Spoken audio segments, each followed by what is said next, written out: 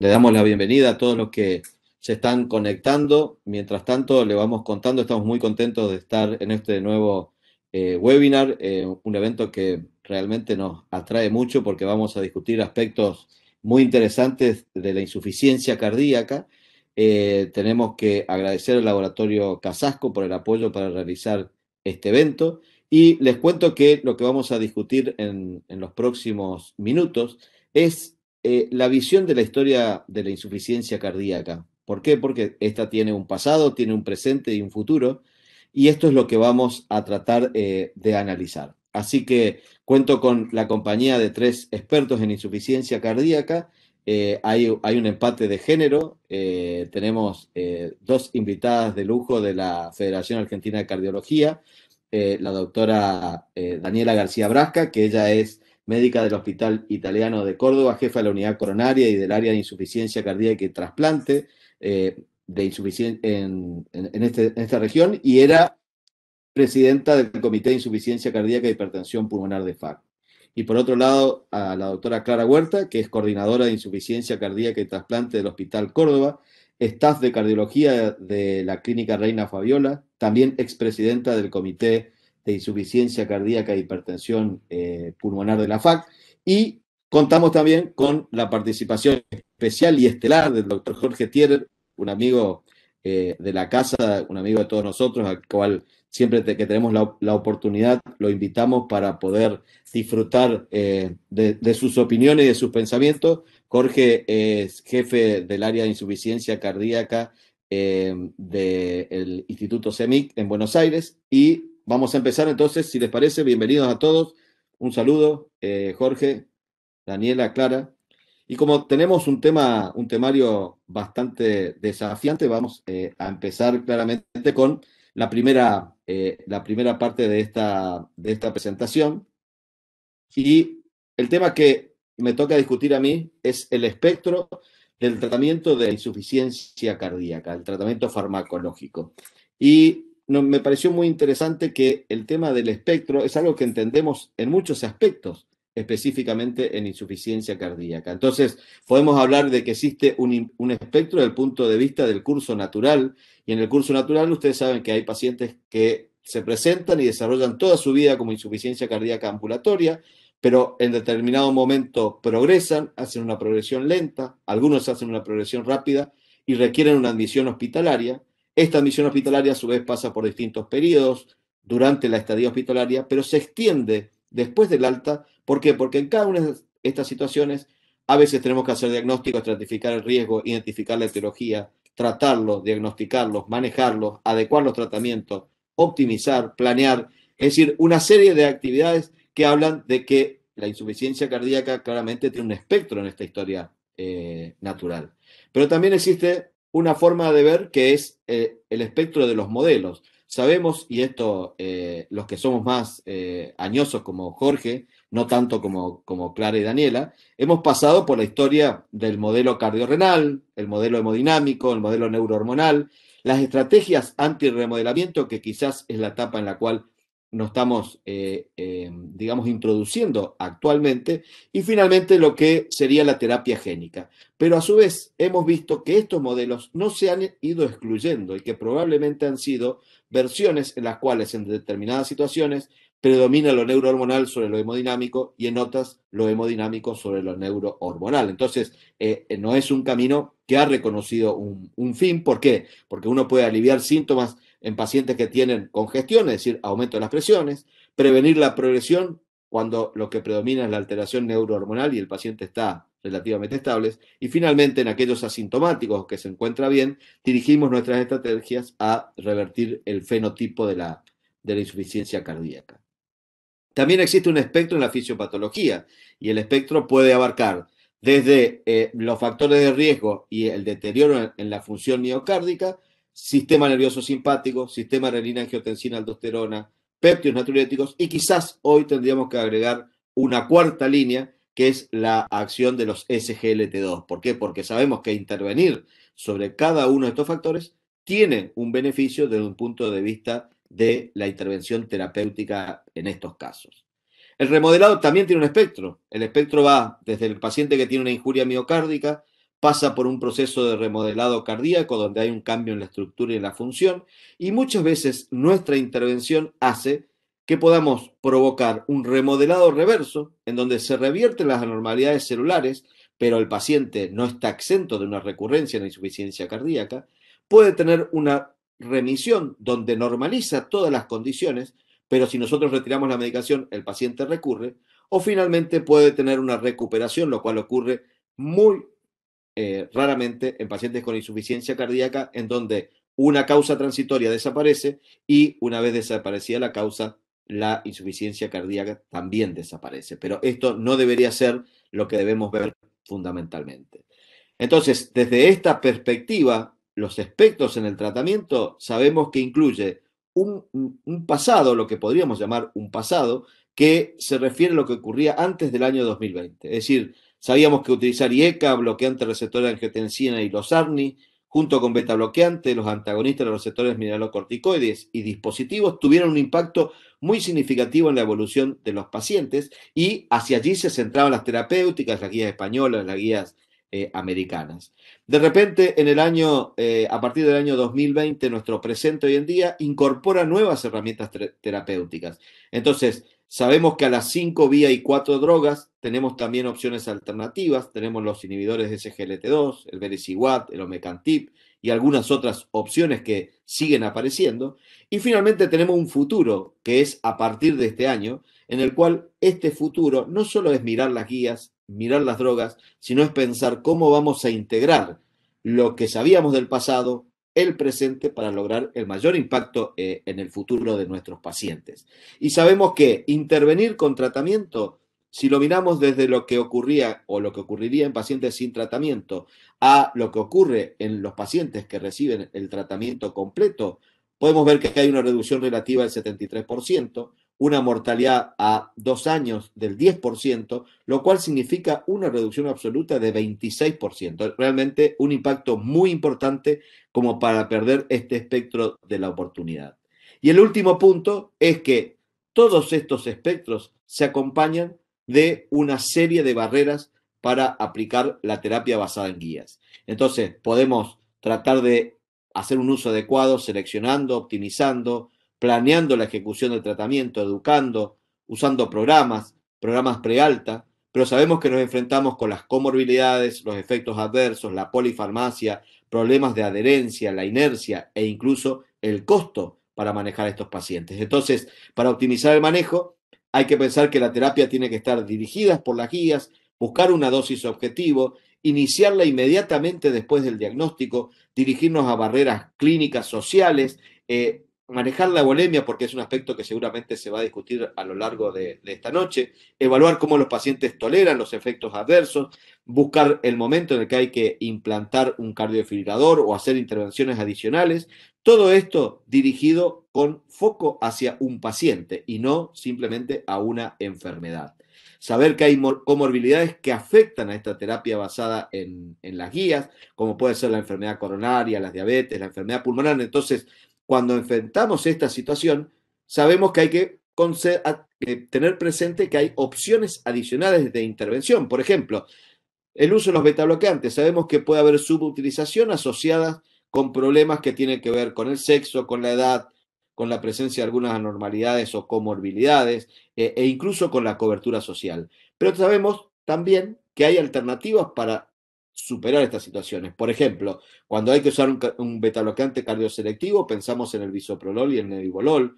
En los pacientes que queremos evitar hipotensión y no toleran el carvedilol, los podemos pasar a bisoprolol y metoprolol. Si le queremos mejorar la adherencia, damos droga de administración de una vez al día. En los que queremos hacer un control metabólico, utilizamos carvedilol o nebivolol. Y en los que tienen IC con fracción de eyección preservada, pensar en la posibilidad de usar nebivolol.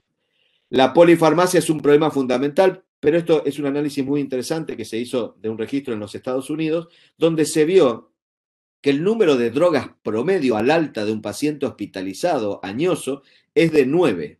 Pero de estas drogas, lo que predominaba, y esto no ha cambiado mucho a lo largo de los años, al contrario, se ha ido incrementando, pero lo que predomina en la prescripción son medicamentos que no modifican la evolución y son no cardiovasculares. Entonces, dentro del manejo de la polifarmacia está la reconsideración de drogas innecesarias en el manejo de estos pacientes. Mejorar la adherencia es fundamental, hay que explicarle al paciente, hay que comunicarse, entender las posibilidades de alterar los regímenes, y esto también lo vamos a discutir, y tenemos que anticiparnos a potenciales problemas. ¿Por qué? Porque hay que buscar que lo que nosotros lo informemos al paciente sea fácil, sea amigable y sea una manera en la cual el paciente no solo lo pueda entender, sino que también lo pueda aplicar. Los programas de manejo, por ejemplo, son una opción muy interesante porque reducen las hospitalizaciones. Independiente de que consideremos telemonitoreo o soporte telefónico, reducen las hospitalizaciones y fundamentalmente las hospitalizaciones por insuficiencia cardíaca. Entonces, e inclusive en algunos casos puede reducir la mortalidad. Hay que aplicarlos de una manera lógica cuando estamos fundamentalmente frente a estas situaciones. Entonces, como mensajes finales a esta primera parte de introducción, la insuficiencia cardíaca es una condición que es progresiva y la fisiopatología es multifactorial. Entonces, nuestra acción sinérgica tiene que estar dirigida a todos los espectros, lo cual puede ser superior a la individualizada. Y tener en cuenta, y lo vamos a discutir seguramente a lo largo de la noche, es preferible bajas dosis de todos a usar altas dosis de poca, tratamiento completo, precoz, simultáneo y escalonado, iniciarlo precozmente y saber que cuando vamos a usar un algoritmo, el algoritmo debe adaptarse al paciente y no el paciente al algoritmo. Muchas gracias y le vamos a dar la palabra ahora a la doctora a la doctora Clara Huerta, que nos va a hablar de lo clásico del pasado en el tratamiento de la insuficiencia cardíaca. Clara.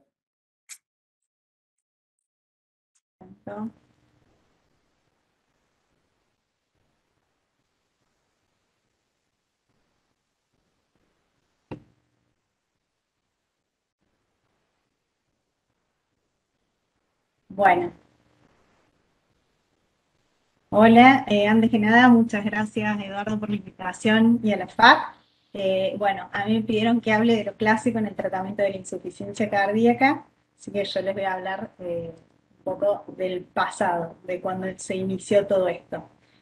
Para iniciar me pareció importante poner la línea del tiempo de los tratamientos en los últimos 30 años. Yo, como comentamos anteriormente, voy a hablar más o menos hasta el 2020, un poquito antes, pero el tratamiento en insuficiencia cardíaca estaba basado en los primeros momentos en los inhibidores de la enzima convertidora, o sea, en vasodilatadores, inhibidores de la enzima convertidora, UARA2 y ARNI después del 2014, en el tratamiento beta bloqueante, en los cuales los tratamientos utilizados eran con metoprolol, bisoprolol, carvedilol y nebivolol, que es lo que utilizamos actualmente. Los antagonistas de los receptores de mineralocorticoides, la eplerenona, espironolactona, dioxina en ciertos casos, en algunos pacientes como vasodilatadores por falla renal, hidralazina, mononitrato de isosorbide. También me voy a referir un poco a lo que es la utilización de dispositivos, resincronizador y cardiodefibrilador, y algún comentario de la ivabradina por el estudio SHIFT.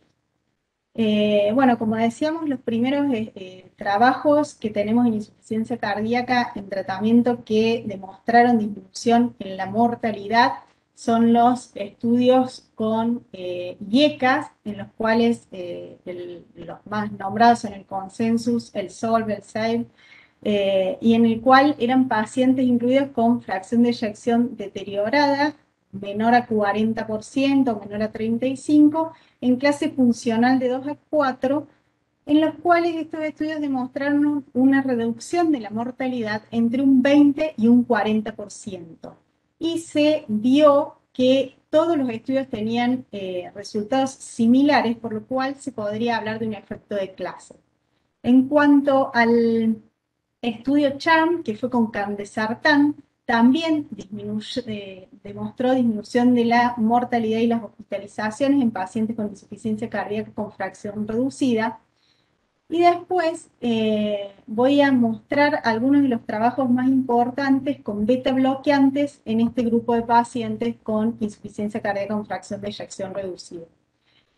Los beta bloqueantes que se utilizan en este grupo de pacientes son el bisoprolol, nebivolol, metoprolol y carvedilol, de los cuales los estudios que demostraron disminución significativa de la mortalidad, con una disminución incluso de un riesgo relativo del 65% con carvedilol en el US carvedilol.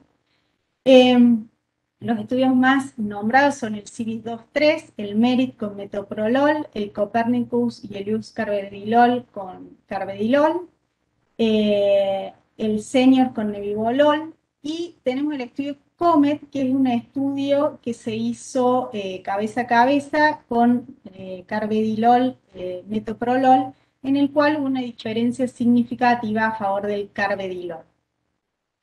Igual es algo discutido por el tipo de metoprolol que se utilizó. Como vemos, en todos estos estudios han demostrado una reducción de muerte y de hospitalizaciones por insuficiencia cardíaca en los pacientes tratados con beta bloqueantes. El 50% de los pacientes eran de etiología isquémica, todos tenían fracción de eyección reducida, menor a 40%, los que menor fracción de eyección tenía era menor a 25%, y estaban en clase funcional a 2,4. Y como vemos en este gráfico, tuvo una reducción del riesgo relativo de mortalidad por cualquier causa, de muerte súbita, por enfermedad cardiovascular y hospitalizaciones por insuficiencia cardíaca muy significativa. Y el número necesario a tratar para esta disminución era de 21 pacientes, entre 21 y 43 pacientes para obtener estos resultados.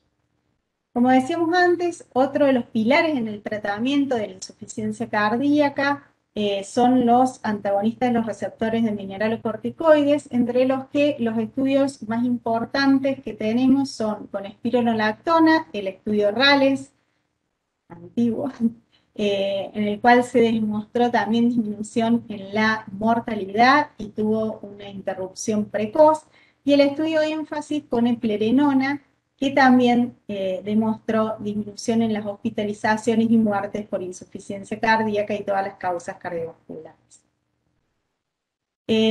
Como vemos, esto es un gráfico de los diferentes pilares de tratamiento que teníamos en ese momento, en los cuales vemos una clara disminución del riesgo relativo de la mortalidad por todas las causas, causa cardiovascular y disminución de las hospitalizaciones por insuficiencia cardíaca. En 2014 sale el estudio, tenemos los resultados del estudio Paradigm, en el cual el sacubitril/valsartán es el primer agente que demuestra un beneficio clínico significativo al potenciar el sistema de los péptidos y insuficiencia cardíaca con fracción de eyección reducida. Y tenía un efecto tanto potenciando, digamos, el sistema de los péptidos, atenuando indirectamente la actividad nerviosa simpática y suprimiendo el sistema renina-angiotensina-aldosterona. Y en el estudio Paradigm demostró una disminución tanto de la mortalidad cardiovascular como la de mortalidad por todas las causas, y disminución de la muerte súbita y hospitalizaciones por insuficiencia cardíaca. Y en estudios posteriores, esto era en pacientes en relación con enalapril, pero en pacientes estabilizados ambulatorios. Después se realizaron otros estudios en los cuales ya se puede, digamos, decir fehacientemente que también podemos indicarlo en pacientes de novo y en pacientes hospitalizados con seguridad. Entonces, ¿qué nos dicen las recomendaciones de las guías? Bueno, las recomendaciones de las guías europeas, nos dicen que es recomendado el uso de IECA en pacientes con insuficiencia cardíaca con fracción de eyección reducida para disminuir hospitalizaciones y muertes, así como beta bloqueantes y antagonistas de los receptores de mineralocorticoides. Dapaglifosina y empaglifosina los va a nombrar después Daniela, Y es recomendado sacubitril valsartan en reemplazo de IECA también en este grupo de pacientes. Otra recomendación es la ivabradina. La ivabradina está indicada en pacientes con insuficiencia cardíaca con fracción de eyección reducida, en los cuales no podamos llegar al target terapéutico de frecuencia cardíaca con la dosis máxima de beta bloqueantes tolerada, ya sea porque no tolera mayor dosis o porque tiene dosis máxima, o en pacientes que tienen alguna contraindicación para utilizar beta bloqueantes y por supuesto que estén en ritmo sinusal. También voy a hacer algún comentario de la terapia con dispositivos, resincronizador y CDI. Hay varios estudios con la utilización de ambos. Es un poco discutido si utilizar resincronizador solo o de cardiodesfibrilador. El estudio RAF hubo un grupo de pacientes que tenían CDI solo y otros CDI más desfibrilador, y la mayoría de estos estudios los que buscaban como puntos finales era muerte o hospitalizaciones por insuficiencia cardíaca, en los cuales fue demostrado la mejoría con el resincronizador, y la realidad es que la nueva evidencia nos habla que el resincronizador también actuaría como, o sea, con una mejoría en el remodelado. Entonces, no deberíamos retrasar la indicación en un paciente que tenga criterios de utilizar un resincronizador, o sea, que tengamos ritmo sinusal, en algunos casos también con FA, y que tengan un QRS mayor a 150 o 130 a 150 con rama izquierda. Ya vamos a ver lo que nos dicen las guías. El Danish Trial fue un estudio con cardiodesfibrilador en el cual era pacientes con terapia médica óptima, una rama de aproximadamente un poco más de 500 pacientes y una rama a desfibrilador, en el cual se valoró la muerte súbita, la muerte por todas las causas y las muertes cardiovasculares. Este estudio era en pacientes con miocardiopatía dilatada no isquémica, y lo único que dio diferencia significativa para el grupo de desfibrilador fue la muerte súbita. No disminuyó ni la muerte por todas las causas ni la muerte cardiovascular. En realidad, sí hacían un subanálisis de pacientes con menor edad, sí había cierta diferencia significativa. En base a todos estos resultados, un poco lo que se vio es que uno debería hacer una indicación individualizada de qué paciente realmente se beneficiaría o no con estos dispositivos. Entonces, ¿qué nos dicen las guías? Que seguramente ahora se van a actualizar en breve, digamos, va a salir la actualización escrita. ¿Qué pacientes se benefician con resincronizador? Pacientes que tengan insuficiencia cardíaca con fracción de eyección deteriorada, con ritmo sinusal y un QRS mayor a 150 y morfología de bloqueo de rama izquierda con una fracción de eyección menor al 35% a pesar de tratamiento médico óptimo. Es muy importante que el tratamiento médico óptimo tenga al menos 3 meses. Y en pacientes con las mismas características, con un QRS ancho pero sin bloqueo de rama izquierda. O en pacientes con un QRS entre 130 y 150 milisegundos con QRS de morfología de rama izquierda. ¿Qué pacientes se benefician con un desfibrilador? Y en prevención secundaria no queda ninguna duda, cualquier paciente que haya tenido una muerte súbita o una arritmia recuperada debe recibir un desfibrilador si tiene una expectativa de vida mayor a un año. El tema y lo más discutido siempre es qué pacientes en prevención primaria.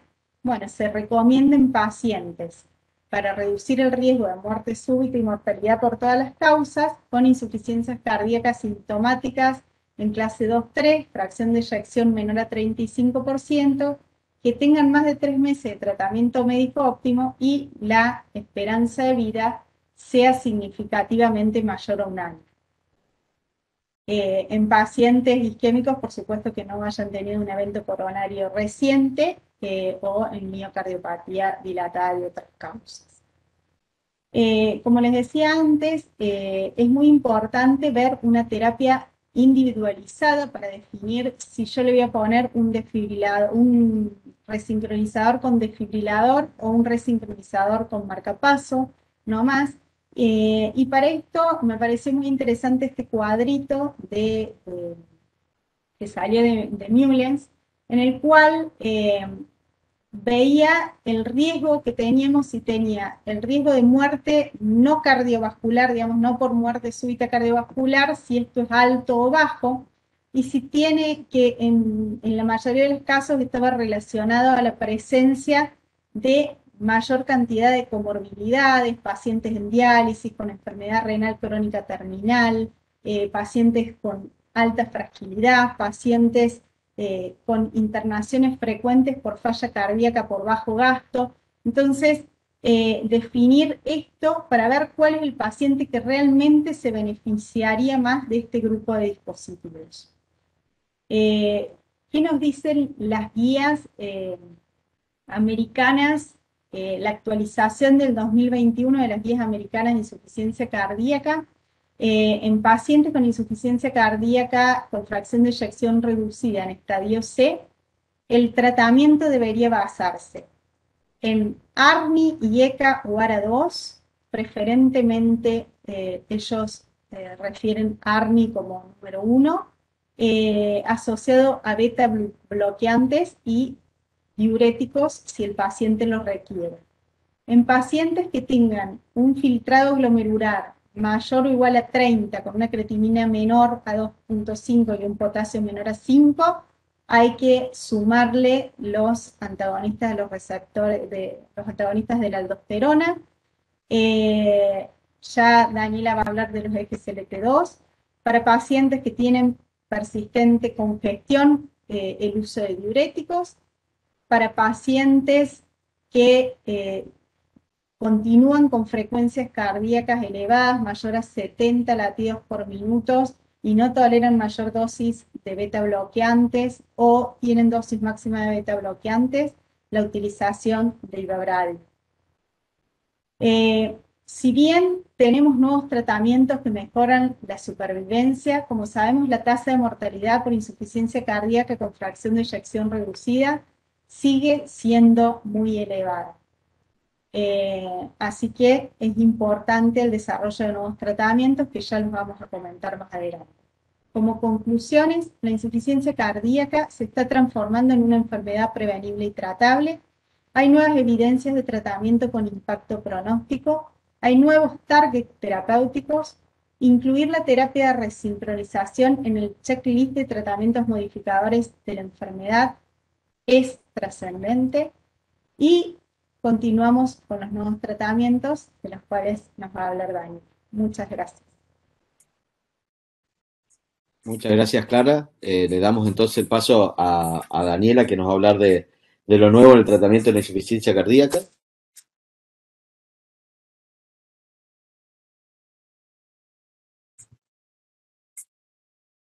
Buenas tardes, buenas noches ya. En realidad, buenas noches. Para mí es un gusto y un honor realmente compartir este webinar con colegas y por sobre todo amigos. Así que agradezco nuevamente la invitación y agradezco a cada uno de ustedes por unirse a esto que nosotros disfrutamos por la temática que compete a este webinar. Bueno, les voy a hablar de lo nuevo en el tratamiento de la insuficiencia cardíaca. Para ello, dos palabras en relación al escenario actual en insuficiencia cardíaca, donde la insuficiencia cardíaca representa un verdadero problema de salud. A nivel mundial, la prevalencia muestra un continuo incremento y hablar de insuficiencia cardíaca lleva implícito una importante carga epidemiológica con impacto en morbi y mortalidad, en calidad de vida y a nivel socioeconómico. Todo esto, indudablemente, que hace necesario el desarrollo de estrategias preventivas, destaca la importancia de un diagnóstico precoz para una intervención terapéutica oportuna y el desarrollo de nuevas drogas para disminuir el riesgo en nuestros pacientes con insuficiencia cardíaca. entender el riesgo en el paciente con insuficiencia cardíaca es prioritario. ¿Por qué es prioritario? Porque existe una gran variedad, una gran variabilidad en el riesgo a lo largo del tiempo en nuestros pacientes. ¿Por qué existe esta variabilidad? Porque al momento del diagnóstico existe un riesgo basal implícito. Realizamos el diagnóstico y estratificamos el paciente. Este riesgo basal implícito puede disminuir con el tratamiento guiado, como nos comentaba Eduardo y Clara, el tratamiento guiado recomendado según la evidencia. A pesar de este riesgo basal, con este tratamiento guiado puede disminuir. Sin embargo, los pacientes quedan con un riesgo residual, con un riesgo de desarrollar eventos de empeoramiento de insuficiencia cardíaca o incluso la muerte. Cada uno de estos eventos de empeoramiento llevan implícito un peor pronóstico. Podemos actuar con alguna intervención terapéutica que hagan regresar al paciente al riesgo residual menor, o bien nuestros pacientes pueden progresar a una etapa más avanzada de enfermedad. Entender esto, desde mi punto de vista, es prioritario. ¿Qué pasó en el pasado? En el pasado tuvimos 30 años de evidencia donde el tratamiento basado en la modulación neurohormonal realmente es contundente en los beneficios que nos aportó. Este es un metaanálisis en red, incluyen cerca de 50 estudios desde el consenso en adelante, donde vemos que el mayor beneficio a través de la modulación neurohormonal en nuestros pacientes se observa con la combinación de un ARNI, sacubitril/valsartán, beta bloqueantes y antagonistas de los receptores de los mineralocorticoides, con una disminución del riesgo inherente del 63% alcanzado en el pasado con el tratamiento clásico de insuficiencia cardíaca. Sin embargo, ¿qué pasa con el tratamiento clásico? Observen estos datos del estudio Paradigm. Aún los pacientes tratados con sacubitril/valsartán, beta bloqueante antagonista de los receptores de los mineralocorticoides, tienen un riesgo residual elevado de eventos de morbimortalidad, tanto de muerte como de empeoramiento de insuficiencia cardíaca. ¿Y esto pasa en el mundo real? Sí, estos son datos bastante actuales. Este es un registro del Colegio Americano de Cardiología, donde observen ustedes, se registran pacientes con nuevo diagnóstico de insuficiencia cardíaca. Los pacientes tras el diagnóstico de insuficiencia cardíaca, 1 de cada 6 pacientes, el 17%, desarrollan eventos de empeoramiento a 18 meses del diagnóstico. Y de estos pacientes que tuvieron un evento de empeoramiento, la mortalidad de los 2 años es del 23% y la rehospitalización a 30 días es del 56%. Y un evento de empeoramiento implica mayor riesgo clínico. ¿De dónde venimos y de dónde estamos? ¿Sí? Terminamos con el último eslabón de la modulación neurohormonal con el estudio Paradigm en el 2014, en la publicación del 2014. En estos últimos 5 años nos fuimos afianzando en el uso e implementación del uso de sacubitril/valsartán. Nueva evidencia confirmó los resultados clínicos, reafirmando el efecto y el beneficio sobre el remodelado miocárdico a través del estudio PROOF y el PRIME. Y luego, paralelamente, tenemos los resultados de los inhibidores, el impacto de los inhibidores SGLT2 sobre el resultado cardiovascular en pacientes con diabetes. Todo esto llevó al desarrollo de nuevas drogas, entendiendo el riesgo residual en los pacientes, y esto evaluó nuevos objetivos terapéuticos como la inhibición del transportador sodio-glucosa, la modulación de la vía del GMP cíclico a través del vericiguat y la utilización de omecamtiv-mecarbil como un agente inotrópico. Estos estudios son los que nos marcan el presente en insuficiencia cardíaca y lo que tenemos hoy. ¿Qué es importante y qué es relevante? En los pacientes con diabetes, los inhibidores SGLT2 reducen el riesgo de hospitalización por insuficiencia cardíaca entre un 30 a 35%.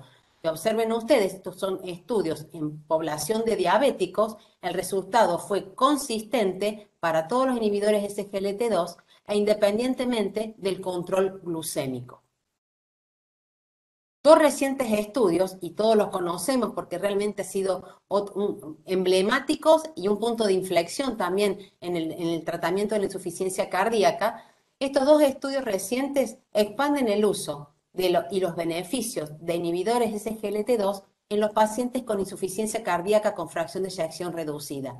Y sí, vemos de la misma forma como lo observamos la hospitalización en los pacientes con diabetes, vemos que la hospitalización o los eventos de empeoramientos en pacientes con insuficiencia cardíaca se redujo también entre un 30 y un 31%.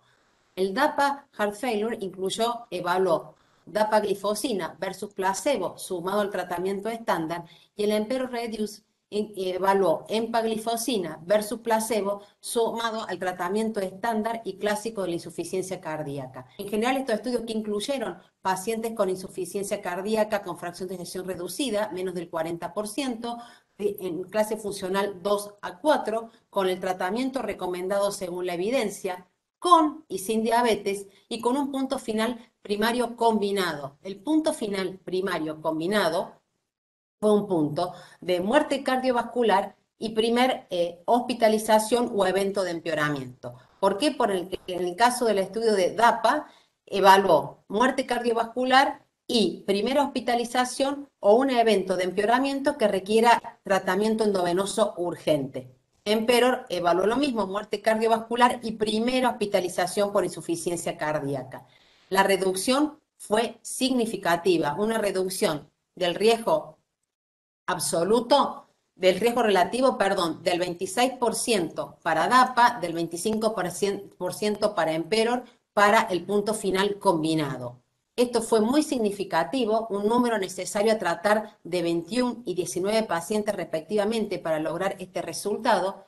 Y lo más importante, quizás irrelevante, observen el inicio de las curvas. El efecto es muy precoz. Se observó a los 28 y a los 12 días en Emperor, en la magnitud del beneficio ya fue significativa, tan precoz que es antes de los 30 días, y esta significancia se mantuvo a lo largo del tiempo.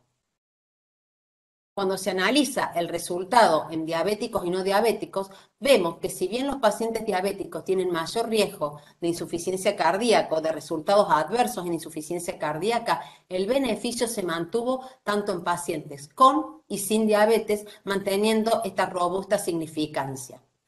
A poco después de publicado el Emperor, en septiembre del 2020, se publicó este metaanálisis. El metaanálisis incluyó los pacientes con insuficiencia cardíaca con fracción de eyección reducida tratado con inhibidores SGLT2, es decir, los 8.000 pacientes, un poco más de 8.000 pacientes de Emperor y DAPA. ¿Y qué se vio? Que se obtuvo una disminución en el punto final combinado de primera hospitalización o muerte cardiovascular del 26%, una disminución de la mortalidad cardiovascular del 14%. Se analizaron estos resultados en distintos subgrupos, se mantuvo la significancia incluso en los pacientes tratados con sacubitril/valsartán. ¿Sí? No aminora el efecto de los inhibidores SGLT2 en los pacientes tratados con sacubitril/valsartán, sino muy por el contrario. El efecto de cada uno es aditivo y le suma mayor beneficio a nuestro paciente. Este es un modelo de metaanálisis sumamente interesante y es impactante los resultados que muestra. ¿Qué vemos acá? Este es un metaanálisis transversal, incluyó la rama control del estudio énfasis, del Paradigm y del DAPA. ¿Y qué se vio acá? El impacto en resultado cardiovascular de estos estudios, comparando pacientes que reciben el tratamiento estándar y clásico con beta bloqueantes e inhibidores del sistema de la enzima convertidora o antagonista del receptor de la angiotensina versus un tratamiento modificador de la historia natural de la enfermedad, que incluye antagonista de los mineralocorticoides, que incluye ARNI, un switch ARNI, y que incluye dapaglifosina. ¿Y qué se observó? Una disminución del riesgo de esta magnitud que ustedes ven, una disminución del 50% en muerte cardiovascular, una disminución de la hospitalización por insuficiencia cardíaca del 68% y del 47% para mortalidad total. Otras drogas que en el presente podemos llegar a disponer y que quedará en manos del doctor Thierer, ¿qué hacemos con todo lo que tenemos? Es el Vericiguat. El Vericiguat es un estimulante de la guanilato ciclasa. ¿Y qué es importante? Los efectos del GMP cíclico los conocemos todos, que tienen que ver con la vasodilatación, el efecto antiproliferativo, antiapoptótico, antiagregante y antirremodelado. Y otra cosa importante a remarcar, que la modulación de la vía del GMP cíclico es común también a los péptidos natriuréticos. Sabemos que cuando el péptido natriurético se une a su receptor, estimula la producción de GMP cíclico. El vericiguat, por una estimulación directa de la guanilato ciclasa, da mayor disponibilidad del GMP cíclico. El vericiguat fue evaluado en el estudio Victoria. ¿Sí? Victoria es un estudio que incluyó pacientes con fracción de eyección menos de 45%, también de la clase funcional 2 a 4, pero estos pacientes tenían una reciente descompensación. Tal es así que el 100% de los pacientes tuvieron un evento de empeoramiento en el último año y el 85% un evento de empeoramiento en los últimos 6 meses. Y eso lleva implícito mayor riesgo residual. Categoriza o da el fenotipo de un tipo de población. ¿Cuáles fueron los resultados del estudio Victoria? Analizó la eficacia y seguridad. El punto de eficacia también fue un punto final combinado de muerte cardiovascular y primera hospitalización por insuficiencia cardíaca. El beneficio de vericiguat ya acá no se observó precozmente, empezó a observarse a los 3 meses de tratamiento. Observen la curva, ¿sí? A los 3 meses de tratamiento se comienza a observar el beneficio y fundamentalmente este beneficio, como vemos al costado, fue principalmente conducido por una disminución en los eventos de empeoramiento de insuficiencia cardíaca, una disminución a la primera hospitalización del riesgo absoluto del 3.2%, un número necesario a tratar de 24 pacientes para obtener este beneficio. Y un subanálisis del estudio Victoria, y que es muy interesante, es que de acuerdo hubo pacientes con distinto espectro de inclusión en cuanto a los niveles de péptidos natriuréticos. Como eran pacientes con una descompensación reciente, el nivel de péptidos natriuréticos era elevado, una población en un riesgo especial, y vemos que el beneficio fue mayor para aquellos pacientes que tuvieron un BNP, pro-BNP por debajo de 4.000 picogramos. En un metaanálisis, en un subanálisis posterior, que lo podemos discutir, pero no lo tengo para mostrar, se estableció como valor de corte de 8.000, pero sin embargo, el máximo beneficio en vericiguat se observó en este grupo por debajo de 4.000 picogramos por mililitros. El omencatib mercabil es otra droga con un mecanismo que, si bien la conocemos de hace varios años, tiene un mecanismo novedoso y no previamente conocido, como es ser un activador selectivo de la miosina cardíaca. Se lo conoce como un miotropo. ¿Por qué? Porque al ser un estimulante selectivo de la miosina, estimula la fuerza de contracción. Un minuto, Clara. El omencatib mercabil también fue un estudio que el punto final primario fue la primera hospitalización y muerte cardiovascular. No tuvo impacto a nivel de mortalidad cardiovascular, pero sí tuvo una disminución en la hospitalización. ¿Qué grupo nuevamente se vio más beneficiado? Aquellos pacientes en peor clase funcional 3 y con la más baja fracción de eyección. Pacientes con un fenotipo de mayor riesgo residual. Este es un comparativo, y ya para ir acercándome al final, de los estudios que marcan el presente y la evidencia en insuficiencia cardíaca. Esto permite establecer algún fenotipo y cómo podemos seleccionar a nuestros pacientes. Vemos que hay distintos valores de corte de fracción de eyección. El estudio Victoria, Emperor y Galacter incluyeron con filtrado glomerular más bajo y más altos niveles de NT pro BNP. También para establecer quizás el fenotipo y personalizar el tratamiento nos sirven las características basales de los pacientes, donde vemos que, por ejemplo, el estudio Victoria con vericiguat y Galactin con omencatib incluyeron pacientes con peor clase funcional, estaba representada la clase funcional 3-4, más del 40%, e incluso pacientes hospitalizados, como en el caso de Galactin. El número necesario a tratar en todos estos pacientes osciló entre 20 y 30 pacientes años. En definitiva, en el presente, ¿qué es lo que tenemos y en forma contundente? Debemos modular las vías con impacto en resultados de morbimortalidad, y para eso debemos modular 5 vías: la de la angiotensina, la de la norepinefrina, aldosterona, neprelicina y el transportador sodio-glucoso tipo 2.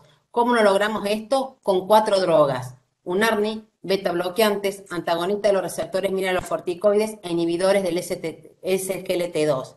Tenemos otras vías que podrán disminuir mortalidad en poblaciones especiales o en fenotipos especiales, como son la ivabradina, hidralacina y nitrato, vericiguat, omencatibib y hierro en una determinada población.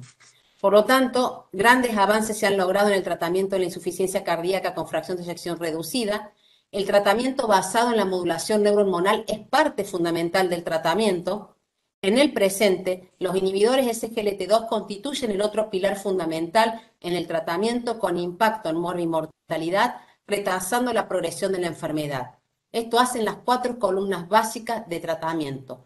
No obstante eso, es prioritario las estrategias para implementar y facilitar el uso del tratamiento modificador de la enfermedad y nuevas drogas con diferente mecanismo de acción e impacto en morbimortalidad surgen para un tratamiento revolucionario e individualizado de la insuficiencia cardíaca con fracción de eyección reducida.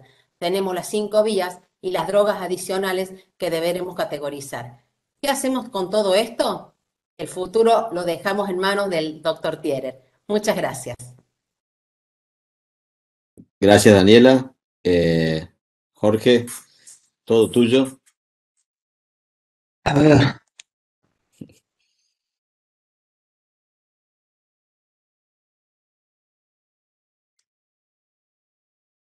Hola.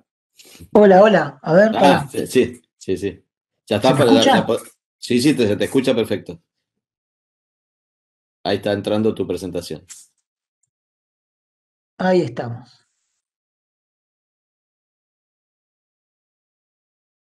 Bueno, primero, siempre es una alegría estar con ustedes, así que nada, muchas gracias por la invitación, a Eduardo, a Clara, a Daniela. Es un gusto y bueno, vamos a tocar algunos temas vinculados con la insuficiencia cardíaca. Yo ni por las tapas pretendo develar el futuro ni decir cuál será el futuro, porque digamos, como vamos a ver, es imposible. Viste que se dice que en realidad uno conoce la realidad verdaderamente cuando es capaz no de describirla, sino de predecirla. Los expertos en general describen. Entonces, los que mejor describen parece que son los que más saben. Pero verdaderamente es un experto aquel que es capaz de predecir, se dice. No el que dice lo que pasa hoy, sino que en base a lo que pasa hoy pueda decir lo que va a pasar mañana. Pero el tema, yo siempre digo, es que el que sea capaz de predecir, pero certeramente, porque predecir también predicen muchos, y después uno se encuentra con ejemplos de gente que ha predicho diferentes cosas y sistemáticamente ha andado mal. Así que ni siquiera predecir con certeza, para lo cual es necesario que pase el tiempo. Así que nada, no me atrevo a decir qué va a pasar en el futuro, pero quiero hacer algunos comentarios sobre no qué va a pasar, sino hacia dónde me parece que debiéramos ir, que es otra cosa. Entonces, perdónenme, pero voy a empezar con una cosa muy sencilla, como es la nueva definición de insuficiencia cardíaca. ¿Por qué? Porque me parece que esta es una definición que llegó para quedarse. Me parece que es una definición que en general todos aceptamos. Me parece que es una definición con la que en general coincidimos y que si uno la mira en detalle tiende a aclarar algunos puntos. Entonces dice, ¿quién tiene insuficiencia cardíaca? El que tiene signos o síntomas de insuficiencia cardíaca causados por alguna anomalía estructural o funcional. O sea que, y esto tiene que ver con qué pacientes van a entrar a los estudios. No basta con tener una anomalía estructural o funcional, sino que los signos y síntomas tienen que ser causados por esa anomalía. ¿Por qué? Porque justamente, como muy bien había marcado Eduardo al principio de todo, la insuficiencia cardíaca no se da en forma aislada, sino que se da en un contexto. Y los pacientes con insuficiencia cardíaca suelen tener muchas enfermedades mal llamadas comorbilidades, porque no son comorbilidades. Cuando uno piensa en comorbilidad, piensa en una enfermedad importante y una serie de patologías que acompañan. Y yo siempre digo que mi narcisismo se vino muy abajo el día que, creyendo que la enfermedad pulmonar era una comorbilidad de la insuficiencia cardíaca, me encontré con una revista de patología respiratoria donde el tema era la enfermedad pulmonar y la insuficiencia cardíaca era una comorbilidad. Así que lo cierto es que todas estas patologías coinciden en los pacientes que tienen insuficiencia cardíaca y cuanto más añosos son, más mal llamadas comorbilidades hay, y cuanto peor es la función ventricular, también nos encontramos con alta prevalencia de todas estas enfermedades. ¿Y cuál es el problema? Que muchas de estas enfermedades generan signos y síntomas que son muy compatibles con la insuficiencia cardíaca y que se pueden confundir con la insuficiencia cardíaca. Tengo anemia, tengo intolerancia al esfuerzo, tengo patología respiratoria, tengo disnea, tengo un síndrome nefrótico, tengo edemas. Y lo peor de todo es que encima estas patologías pueden simular la insuficiencia cardíaca, pero se pueden complicar con insuficiencia cardíaca. O sea que la insuficiencia cardíaca puede ser un fantasma o puede ser una realidad. Entonces, tendremos que aprender a definir, cuando hablamos del tratamiento de los pacientes, quién tiene solamente insuficiencia cardíaca y quién en general tiene un montón de patologías que acompañan y que condicionan el tratamiento.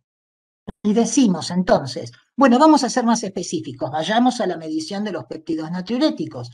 Y todo el mundo plantea que, bueno, de hecho, como hemos visto en casi todos los estudios randomizados, hay un valor de corte de péptidos natriuréticos, que es divertido, pero no siempre es el mismo. Diferentes estudios han incluido pacientes con diferentes valores de corte.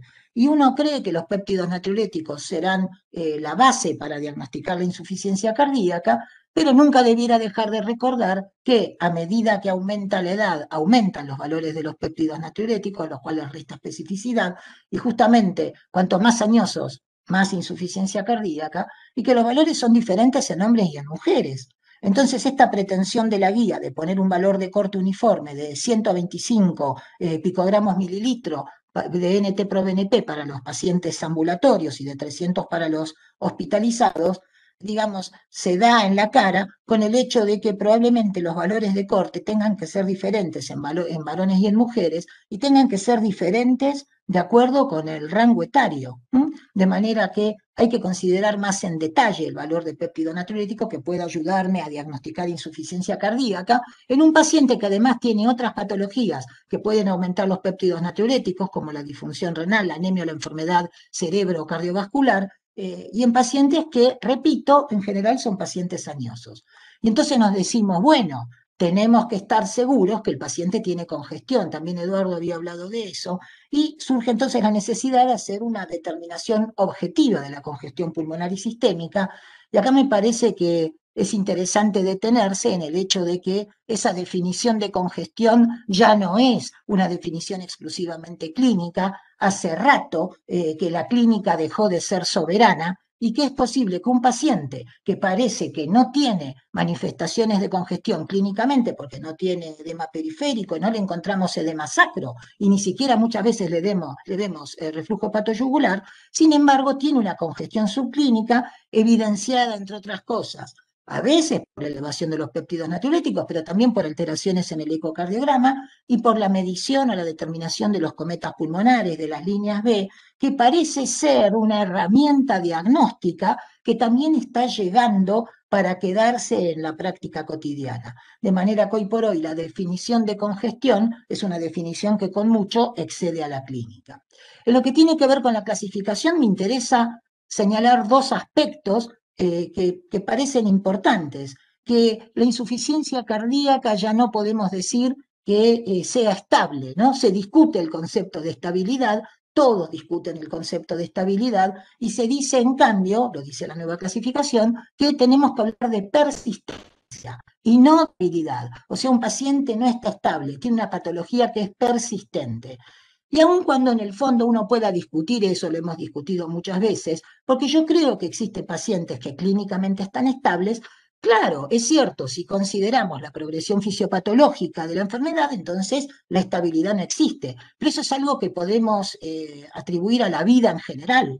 La vida nunca es estable, la estabilidad es una condición de la que no podemos hablar, salvo que estemos frisados, de manera que en líneas generales podríamos decir que es cierto que la insuficiencia cardíaca puede no ser estable, pero tampoco es estable la patología renal, tampoco es estable la aterosclerosis y tampoco es estable la hipertensión arterial. Ninguna condición sería estable si pensamos en la progresión fisiopatológica. A mí me parece que esta insistencia en hablar de persistencia más que de estabilidad tiene que ver con generar la sensación de daño, perdón, de riesgo permanente. Porque si yo tengo una patología que está estable, pierdo sensación de riesgo. Y si en cambio me hablan de una condición que es persistente, quiere decir que aunque yo crea que estoy bien, la condición siempre está y estoy bajo la espada de Damocles, y entonces me parece que en esto de las definiciones a veces juegan intenciones más que conceptos verdaderamente clínicos. Y la otra cosa es que no podemos decir que nadie se curó, sino que en realidad estamos en remisión, de manera que las nuevas definiciones de insuficiencia cardíaca nos hablan de una patología que está siempre presente, que siempre nos puede amenazar, y eso para mí tiene su parte positiva, pero podemos discutir también su parte un poco discutible. Y tal como hemos dicho, hablamos del tratamiento de la insuficiencia cardíaca con fracción de eyección deprimida y pensamos en la fracción de eyección y nos volvemos a encontrar con un problema, porque la fracción de eyección está siempre deprimida cuando es menor del 40%, pero a partir de ahí empieza todo un tema de emisiones y ni siquiera podríamos decir con certeza cuál es la fracción de eyección normal. Cuando nosotros éramos residentes, un paciente que tenía 52% de fracción de eyección, tenía una fracción de eyección conservada y estaba bien. Y hoy por hoy decimos, en realidad tiene un deterioro leve de la fracción de eyección, porque los valores de corte van subiendo progresivamente, y hoy para decir que una persona tiene una fracción de eyección normal, si es un hombre tiene que tener más de 55 y si es una mujer tiene que tener más de 60% de fracción de eyección, o valores un poco más bajos según otras definiciones, pero lo cierto es que la extensión de lo que es la depresión de la función ventricular, vemos también que con el correr del tiempo progresa, ya no nos alcanza con 40, no nos alcanza con 45 y hoy por hoy diría tampoco nos alcanza con 50. Y en estas condiciones hemos visto como en el año 2014 Lamy y Solomon crearon esta categoría de la insuficiencia cardíaca con fracción de eyección en el rango medio, ¿no? Mid-range, MR, recuerden, MR, para aquellos que tenían entre 40 y 50% de fracción de eyección, y en pocos años asistimos primero a la demostración de que en realidad lo que parece fracción de eyección del rango medio a lo largo del tiempo termina cayendo, de manera que después de muchos años ya no hay mucha diferencia entre tener fracción de eyección deprimido del rango medio. Vemos que en realidad muchos pacientes con rango medio progresan a fracción de eyección deprimida. Y por otra parte, nos encontramos con evidencia de todos los estudios randomizados, análisis de subgrupos, que nos señalan que en esta famosa fracción de eyección del rango medio entre 40 y 50, todos los antagonistas neurohormonales que también mostraron Clara y Daniela mejoran el pronóstico porque bajan la mortalidad, no alcanzan a bajar la mortalidad, pero sí bajan la internación, de manera que los pacientes entre 40 y 50% de fracción de eyección se benefician de manera con las mismas drogas que benefician a los que tienen menos de 40% de fracción de eyección, ¿no? Y esta demostración hace que los padres hayan decidido cambiarle el nombre a la criatura. Entonces, antes se llamaba José María, pero ahora se llama Juan Manuel. Conservan las iniciales JM, así como ahora lo que MR era mid-range, ahora es mildly reduced. De manera que, si uno lo mira sin pensar un poco, ¿no? La HFMR sigue siendo lo mismo que hace 5 años, pero ya es otra cosa, porque una cosa era hablar de rango medio y otra cosa es reconocer que tenés una fracción de eyección deprimida, pero no tanto. Así como podés tener una estenosis aórtica leve, moderado, grave, así como tenés hipertensión leve, moderado, grave, y así como en todas las patologías, tenés los leves, los moderados y los graves, pero tienen la patología, de manera que lo que se decía rango medio termina siendo una manifestación menos grave del deterioro de la función. Y esto tiene valor, porque me pregunto durante cuánto tiempo vamos a seguir sosteniendo esta tricategorización de la fracción de eyección y en qué momento terminaremos por reconocer que a lo mejor haya un valor de corte o una zona que nos permita dividir 2 cuadros de insuficiencia cardíaca y no 3, porque en realidad todo esto de la levemente deprimida es una deprimida no tan severa. Y eso es como en cualquier otra patología, como en cualquier otra patología. Entonces, la clasificación que ya les mencioné y toda esta discusión sobre lo que es normal, lo que es preservado, lo que es, ¿no? Y esto influye en la realización de los estudios, porque diferentes valores de corte definen diferentes poblaciones. Entonces, a veces metés pacientes con menos de 45 y a veces metés pacientes con menos de 35% de fracción de eyección. Y siempre hablas de insuficiencia cardíaca con fracción de eyección deprimida y pareciera claramente que cuando estás más interesado en mostrar un efecto, seleccionás pacientes con fracción de eyección más baja. Y cuando en cambio aspirás a mayor, seleccionás fracciones de corte, valores de corte, perdón, más altos. Entonces, lo que también les mostraron acerca de qué manera indicábamos el tratamiento en la insuficiencia cardíaca en forma secuencial, ¿no? La guía europea, IECA y beta bloqueantes, y si el paciente seguía sintomático y tenía menos de 35, agregaras el antialdosterónico, y pasamos por la guía americana, ¿no? Donde el valor de corte era 40, y de nuevo esta administración secuencial de las drogas. Lo que también les mostró Daniela sobre la cuádruple terapia y el beneficio de sumar 4 drogas para beneficiar a los pacientes.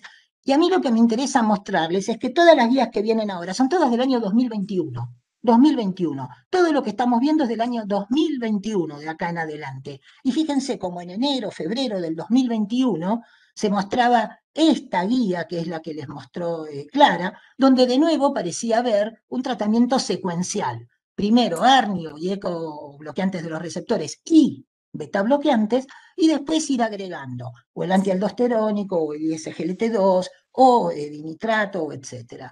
De manera que de esta secuencia convencional pasamos a otra proposición de algo secuencial, porque McMurray y Packer hace pocos meses también nos hablaban de un tratamiento secuencial, digamos, no empezar con todo al mismo tiempo. Un primer paso con betabloqueantes y gliflosinas, y después el ARNI y después el antialdosterónico. La diferencia era dosis baja, todo más rápido, todo más rápido. Pero de cualquier manera, la idea seguía siendo secuencial, una droga primero y otra droga después, ¿no? Y aparecen entonces, ya más cerca de mitad de año, este consenso de American College, que también les mostraron, pero donde las drogas fundacionales son empleadas en forma simultánea y consideramos otras drogas para agregar según el caso, y lo mismo nos dice la guía canadiense, ¿no?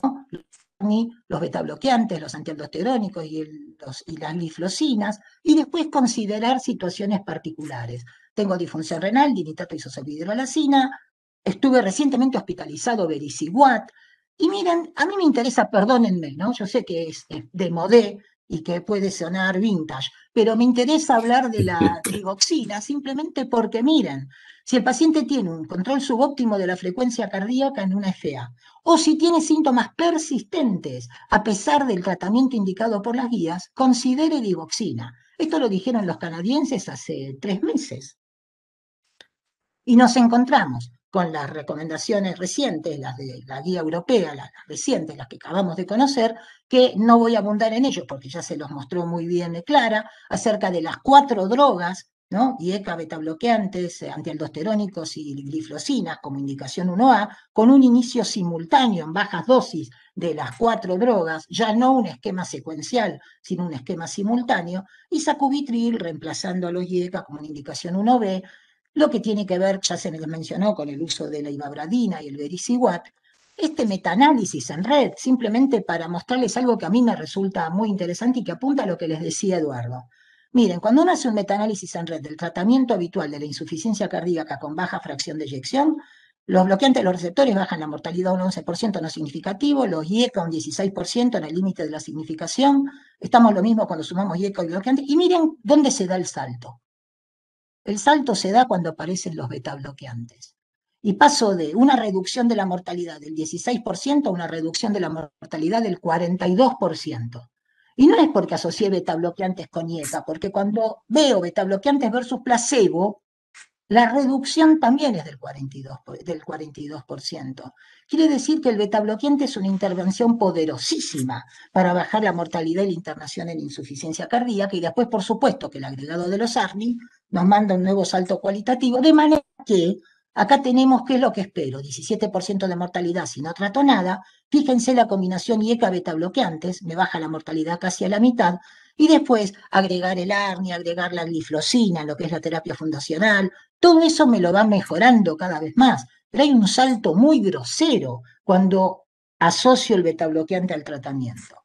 Vericiguat de nuevo, tratar a los pacientes antes de que se vayan de alta, esto me parece importante. Instaurar la medicación que sirve antes de que se vayan de alta es el mejor momento para tratarlos. La preferencia por los nuevos anticoagulantes respecto de la acenocumarol, y palabras finales.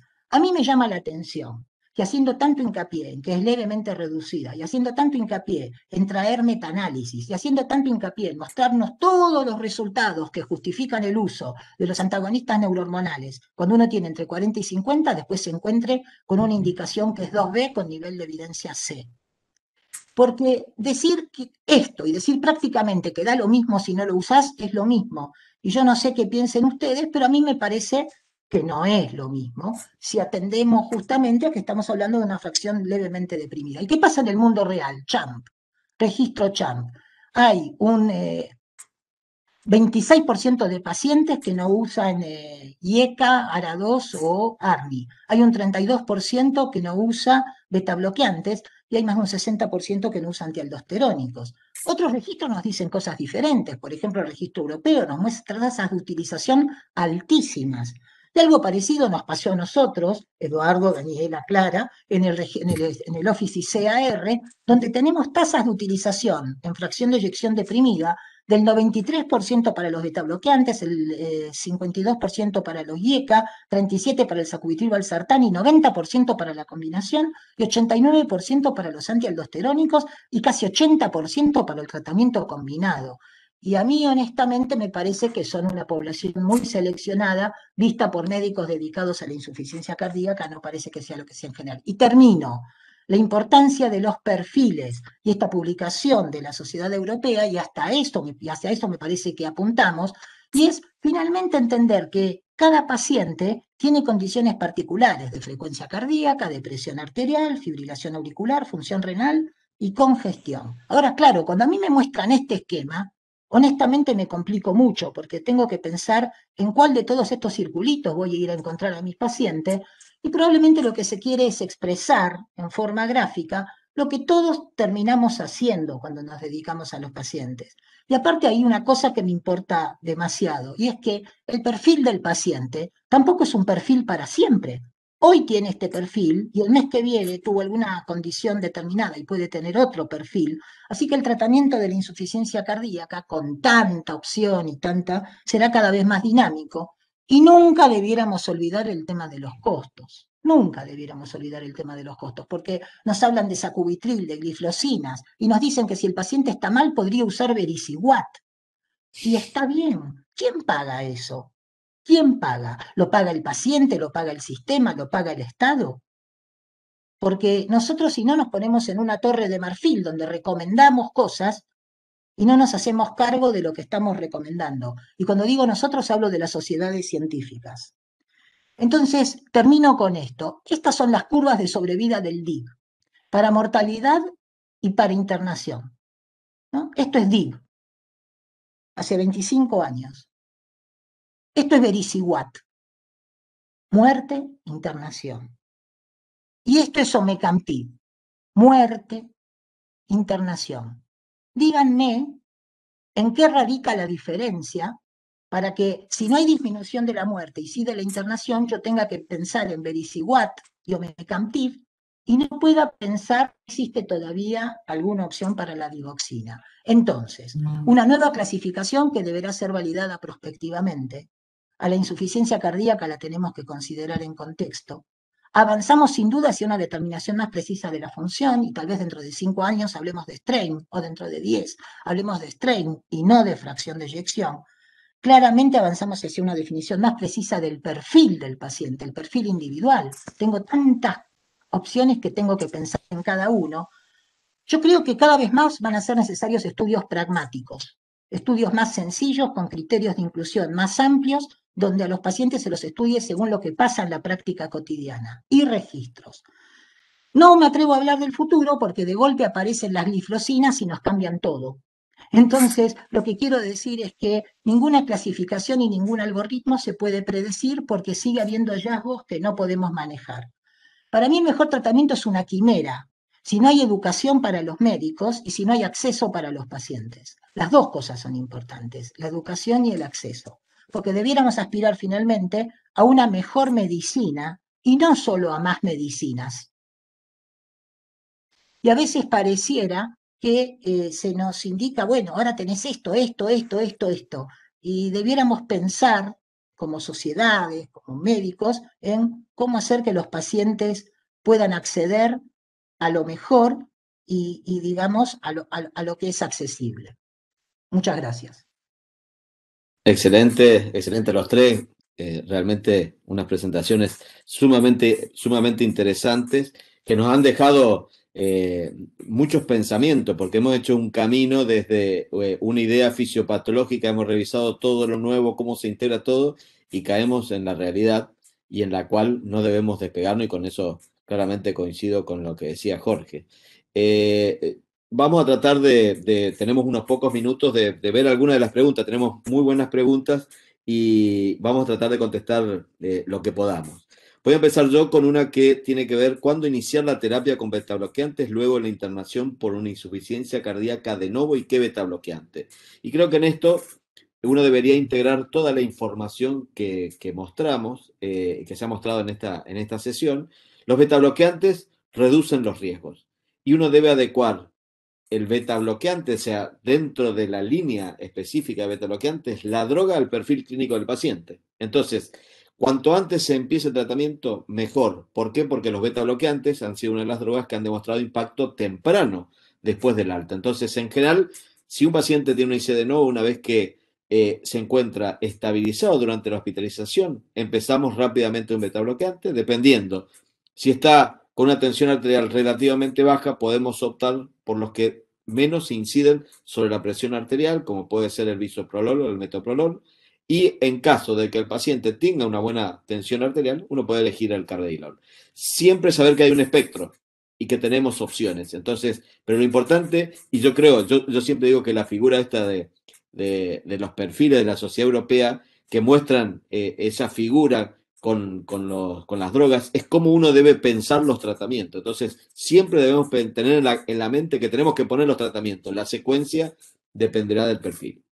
Bueno, la segunda pregunta se la voy a hacer, yo estoy preguntando según el orden en las que llegaron. Es el tema, ¿qué lugar le otorgan a la rehabilitación cardiovascular? Daniela, ¿qué pensás de esto? Yo creo que la rehabilitación cardiovascular es parte del tratamiento, ¿sí? Si uno lo considera parte del tratamiento integral de la insuficiencia cardíaca, obviamente que debe ser individualizado, supervisado y dosificado de alguna manera. Claramente los efectos deleterios del sedentarismo son peores que los de la actividad física, pero creo que es importante eso, ver en qué periodo el paciente comienza la rehabilitación cardiovascular, permite un abordaje integral del paciente y existen estudios que hablan eso. Creo que lo importante es eso, ¿no? Considerándolo parte integral, que sea supervisado, dosificado y de esa manera el paciente va a obtener los beneficios. Es ampliamente demostrado porque no solamente modifica algunos factores de riesgo cardiovascular y que van a tener un impacto indirecto, sino lo que hace a la calidad de vida del paciente con insuficiencia cardíaca. Excelente. Y excelente porque estamos tratando de aprovechar el tiempo y dar la respuesta lo más rápido que podamos. Sí. La siguiente pregunta se la voy a hacer a Clara y tiene que ver con la resincronización. Si nos puede ayudar a evaluar la sincronía mecánica para indicar la terapia de resincronización, nos hace el doctor Camilletti.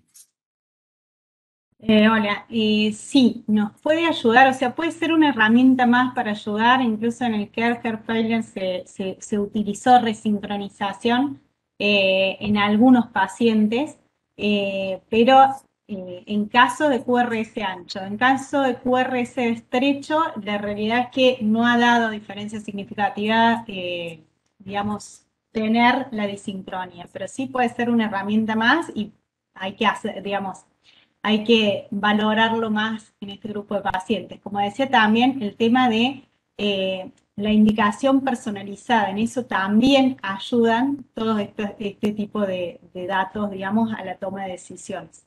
Pero hay pequeños subgrupos con estudio ecocardiográfico de disincronía que muy poquitos han sido, digamos, favorables. Bien, gracias Clara. Esta es una pregunta que hace el doctor Simondi, me parece que viene muy bien conocer el pensamiento de Jorge. Dice, debido a la necesidad de inhibir las 5 vías, ¿Es posible pensar en combinaciones fijas de drogas? El uso de combinaciones fijas podría plantearse eventualmente en pacientes muy estables con condiciones que no varían, pero digamos, en principio habría que pensar que estamos hablando de un cuadro muy dinámico, de variaciones de una serie de factores que hay que considerar: frecuencia, presión, ritmo, función renal. A mí personalmente, en un cuadro como la insuficiencia cardíaca, salvo que el paciente esté en clase 1 y con mejor función, no me convence demasiado la utilización de combinaciones fijas de drogas. Prefiero pensar en cada droga por separado e ir modificándola. Es como el juego de la oca. Avanzar, retrocedes. Digamos, eso es el tratamiento de la insuficiencia cardíaca. Exacto. Yo creo que eso es un punto, porque acá el problema también es que hay una variabilidad en las respuestas a cada una de ellas, entonces dificulta un poco. Pero por allí no estaría mal una polipil de alguna droga, por ejemplo, Sí. inhibidores de SGLT2 con antagonistas de receptores mineralocorticoides, pensando que son los que tienen menos titulación, pero los que tienen más Mm. titulación, claramente un problema, pero coincidimos. Después hay una pregunta que la Y porque, comparten perdón, porque el Lucrecia riesgo y varía. Lorena. ¿Cómo? Perdón, y Sí, en la misma respuesta es, y porque el riesgo a lo largo del tiempo va variando del paciente. Esto Ah, del riesgo residual que va para un lado y para el otro. exacto. exactamente. Bueno, la otra pregunta, esta es para Daniela, que hacen Lucrecia y Lorena. Si existe una diferencia entre EMPA y DAPA a la hora de elegir un inhibidor. Bueno, yo Creo voy que a por decir, allí la pregunta apunta más uno podría mostrarla de otra manera, pero quiero saber tu opinión, o la opinión de la parte de ustedes, ¿no? Daniela. yo voy a decir que la pregunta es para todos. Sí, así cada uno expresa. A ver, creo que en realidad de los resultados de estudio y metaanálisis tenemos muchas semejanzas en una y otra. Uno después podría apreciar por qué una tuvo impacto en mortalidad y otra no, pero también lo podemos hacer de lo que pasó en los diabéticos, que fue al revés. ¿Sí? Una tuvo impacto en mortalidad y otra no en los estudios en población de diabéticos. Creo que las dos, el beneficio es un efecto de clase, fue contundente en distintos subgrupos. Observemos lo que pasó en el tiempo al beneficio en las dos. Se está hablando de un efecto de clase. Yo creo que habla de un efecto de clase en el análisis de subgrupo y demás. Y bueno, te vuelvo a decir, la diferencia es que quizás uno ha encontrado en mortalidad, una impactó en mortalidad en el caso de DAPA en insuficiencia cardíaca, y en el caso del EMPA-REC impactó en mortalidad en pacientes diabéticos EMPA, en pacientes con factores de riesgo cardiovascular o enfermedad con enfermedad cardiovascular establecida. Entonces, yo creo que es un efecto de clase. En el análisis de su grupo eso es contundente y se ve, y el tiempo de inicio del efecto es precoz para ambas drogas. Jorge, A ustedes, ¿alguna? No, Sí. también le nada que pregunto, agregar. Sí. Coincidencia absoluta, coincidencia. Bien, acá hay una pregunta que también va para Clara. Dice, ¿el uso de ARNI en qué condiciones se usaría conjuntamente con los ARA2? La verdad que no lo recomendaría con el uso de O Arado. sea, en realidad uno cuando usa Algo- el ARNI ya lo tiene, ¿no? Ya tiene. Exactamente, ya tenés incorporado el ARA2. O sea, el ARNI es valsartán más sacubitril. Exacto, o sea que la recomendación sería Que no de no usamos combinar. combinado.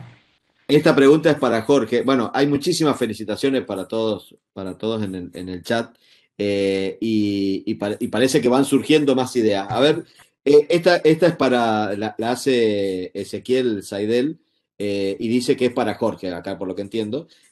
Nadie habló de la querida Miodarona y el Jessica, no se la olviden. Está bien, está bien. Lo que pasa que el estudio Jessica y la demostración del efecto beneficioso de la miodarona es previo a la demostración de los efectos de los betabloqueantes, ¿no? Los grandes estudios con betabloqueantes. Eh, Eso más los efectos adversos vinculados al uso de la miodarona hace que hoy por hoy no recomendemos a la miodarona como una droga para todos los pacientes con insuficiencia cardíaca, como en su momento planteaban los hallazgos del Jessica, ¿no? Pero que Exacto. hay un grupo de pacientes que se beneficia todavía hoy con amiadarona, a mí no me cabe duda, digamos, no me cabe duda. Pero Ya no cualquier paciente, paciente con arritmia ventricular compleja que no responde al tratamiento con antagonistas neurohormonales, como una manera quizá de prevenir choques del cardiodesfibrilador, una población específica, es un subgrupo selecto de pacientes. Sí, acá dicen que es el CDI de los pobres, la Bueno, amiodarona. sí, Bueno, totalmente. tenemos dos preguntas más que me parece interesante compartir. Una lo dice Ezequiel. El EMPA en diabetes, la dosis es de 10 a 25 y DAPA es Mm, 5 a 10. Es decir, en los trial de IC se probó la dosis alta de DAPA y la dosis baja de EMPA. ¿Es posible que haya beneficio con la mortalidad con EMPA 25? ¿Daniela? En realidad, a Sí, ver, contesta, ¿verdad? Sí, contesta. sí. Daniela, Sí, Daniela, sí, dale. cualquier. O el que quiera, el que quiera. la Ah, dosis de en el EMPA-REC en población de diabéticos sí se utilizó dosis de 10 y 25 miligramos. Sí, pero no hubo, el impacto en el control glucémico es levemente diferente, pero no hubo diferencia en cuanto a los eso, resultados. Entonces, exactamente. el Emperor se hizo con 10 miligramos, que es la dosis que se sabe que es beneficiosa. Quizás en un paciente diabético, porque tengas más necesidad y demás, puedas usar la dosis de 25 miligramos, pero de hecho que la dosis de 10 miligramos fue la que se eligió atendiendo los resultados y que no hubo diferencia en EMPA-REC entre 10 y 25 miligramos. Y DAPA la dosis es de 10 miligramos. Sí. Un mínimo son Jorge. 5 miligramos para el efecto. eh, No, lo que dice Daniela, digamos, entre 10 y 25 miligramos no hay diferencia, así que no tenemos por qué suponer que con 25 miligramos se hubiera logrado un resultado que no se logró con 10. Bien. Hay otra pregunta que es desafiante, creo yo, es para Clara. ¿A qué frecuencia? Porque un tema que por allí no pudimos tocar es la fibrilación auricular, ¿no es cierto? Mm, Y la pregunta mm. es, ¿a qué frecuencia cardíaca en pacientes con FA y fracción de eyección reducida indicamos beta bloqueantes?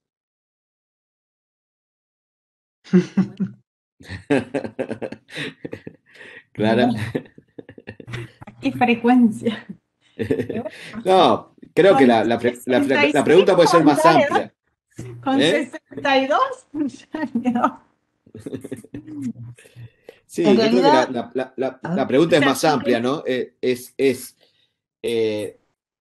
atendiendo a que hay digamos, metaanálisis que dicen que el efecto del beta bloqueante es menor en los pacientes con fibrilación auricular.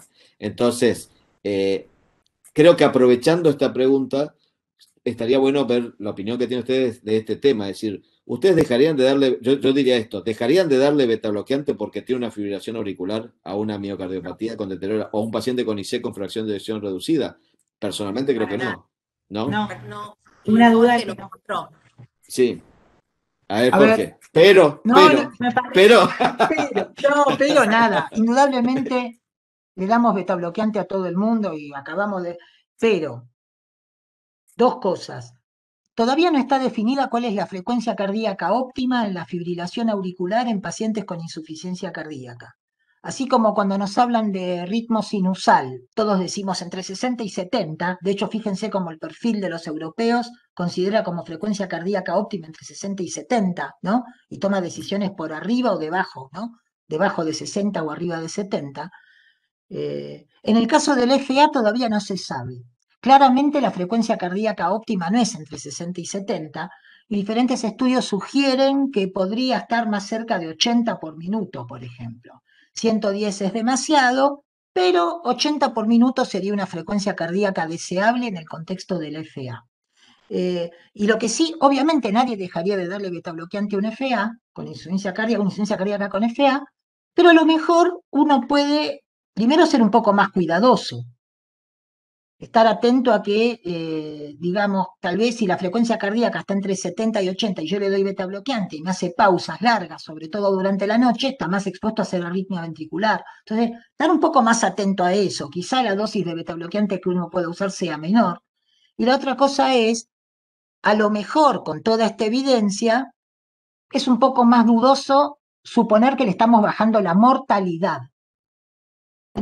Lo cual no significa que no tengamos que usarlo, porque hay tantos otros efectos beneficiosos del beta bloqueante, remodelado reverso, efecto antiarrítmico, etcétera, antiisquémico, etcétera, que claro que no dejaríamos de usarlo. Pero a lo mejor, digamos, le jugamos un boletito menos en cuanto a pensar que va a bajar la mortalidad, lo cual, repito, no es razón para no usarlo. Nada, me parece. Bueno, lamentablemente podríamos seguir acá un rato más. Es un gusto, ha sido un gusto poder compartir esta webinar con ustedes.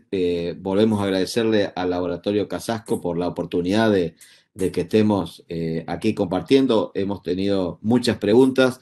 Le pedimos disculpas a los que no pudimos llegar a responder, pero el tiempo es tirano y tenemos que terminar aquí, así que en nombre de la Federación Argentina de Cardiología, les agradecemos la participación a Jorge, a Daniela, a Clara. Realmente han sido no solamente claras y dirigidas las presentaciones, sino también los pensamientos y las opiniones, y todo esto se ve también en las respuestas y la opinión de la gente que ha quedado muy satisfecha. Así que, de nuevo, gracias a todos y los esperamos en el próximo encuentro que tengamos. No quiero dejar, perdón, me faltó algo porque si no, no puedo entrar al instituto mañana.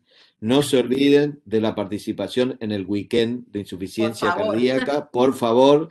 En la fecha es del 5 al 7 de agosto, así que seguramente van a poder acceder a toda la información dentro de muy poco, que ya se va a empezar la difusión y están todos invitados a participar. Buenas noches y muchas gracias. Buenas noches, Gracias. muchas gracias. Chao, Muchas chao. gracias. Gracias a Chao, Un chao. todos. gusto, un gusto. Gracias, Chao, gracias. chao. Chao, chao.